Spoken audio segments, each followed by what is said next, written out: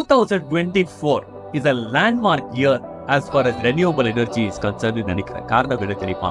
India ஜார்மனியை முந்திக்கிட்டு இப்போ நம்ம தான் third largest as far as installed solar capacity, rather renewable energy capacity in the world. நாங்க 2010 சோலாருக்குள்ள வரும்போது எங்களுக்கு தெரிஞ்ச சோலார் அப்படின்னா அன்னைக்கு ஜெர்மனி மட்டும்தான். கஸ்டமர்ஸோட பர்செப்ஷன் அப்படித்தான் இருந்துச்சு, எங்க பர்செப்ஷன் அப்படித்தான் இருந்துச்சு. என்ன ப்ராடக்ட்ஸ் யூஸ் பண்ணாலும் we thought we will go with a German based inverter, German based panels. இப்படிதான் அந்த காலகட்டங்கள் இருந்துச்சு. 2010 2024 அவங்கள விட மேல போயிட்டோம்னு நினைக்கும் போது so happy for our country.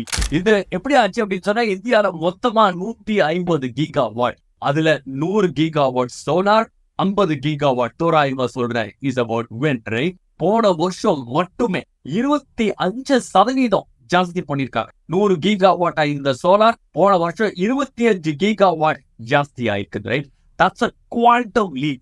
என்ன சொல்லுது அப்படின்னா, it is becoming ROI ready அப்படின்னா it is very very cost effective, and that is what makes people embrace solar in a big way. Guys, in case if you have still not decided to go renewable, this is the time, because it is fantastic.